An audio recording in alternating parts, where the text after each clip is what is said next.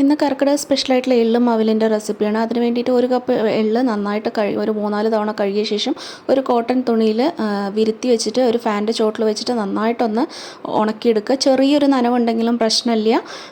ഇനി ഒരു പാനിലോട്ട് നമുക്ക് 1.5 കപ്പോളം മട്ടരിയുടെ അവിൽ ചേർത്ത് കൊടുത്തിട്ട് നല്ല ക്രിസ്പാവണ വരെ അങ്ങനെ പൊടിച്ച് നോക്കിയാൽ നന്നായിട്ട് പൊടിഞ്ഞു പോകണം. ആ ഒരു രീതി വരെ വറുത്തെടുത്തിട്ട് മാറ്റി വയ്ക്കുക. പിന്നെ ആ പാനിലോട്ട് തന്നെ ഒരു 1/2 കപ്പ് നിലക്കടല ഇതുപോലെ ലോ ഫ്ലെയിമിൽ വെച്ചിട്ട് നന്നായിട്ട് വറുത്തെടുത്തിട്ട് കഴിഞ്ഞ് കഴിഞ്ഞാൽ നമ്മുടെ അതിൻ്റെ തൊലിയെല്ലാം കളഞ്ഞ ശേഷം സ്പ്ലിറ്റ് ചെയ്തിട്ട് മാറ്റി വയ്ക്കുക. ലോ ഫ്ലെയിമിൽ വെച്ചിട്ട് തന്നെ എല്ലാം വറുത്തെടുക്കാനായിട്ട്. അതിനുശേഷം ആ സെയിം പാനിലോട്ട് നമ്മൾ ഉണക്കിയെടുത്ത എള്ള് ഇതുപോലെ നന്നായിട്ടൊന്ന് വറുത്തെടുക്കുക. എള്ള് ആ വറുത്തെടുക്കുന്ന സമയത്ത് നമുക്ക് ശർക്കര ഉരുക്കിയെടുക്കുക. അതിന് വേണ്ടിയിട്ട് 4 അച്ച് കരിപ്പെട്ടിയും ഒരു 3-4 ടേബിൾ സ്പൂൺ ശർക്കരയും കൂടി ഞാൻ 1 കപ്പ് വെള്ളത്തിൽ ഉരുക്കാനായിട്ട് മാറ്റി വെച്ചിട്ടുണ്ട്. ഒരു സ്ട്രിങ് കൺസിസ്റ്റൻസി നാണ്ട നന്നായിട്ടൊന്ന് ഉരുക്കിയെടുത്താൽ മാത്രം മതി. കരിപ്പെട്ടി ഉള്ളവർ മുഴുവനായിട്ട് കരിപ്പെട്ടി തന്നെ എടുക്കുക. എള്ള് നന്നായിട്ടൊന്ന് പൊട്ടി തുടങ്ങുമ്പോൾ നമുക്ക് ഉരുക്കി വെച്ചിരിക്കുന്ന ശർക്കര നമുക്കിതിലേക്ക് ചേർത്ത് കൊടുക്കുക.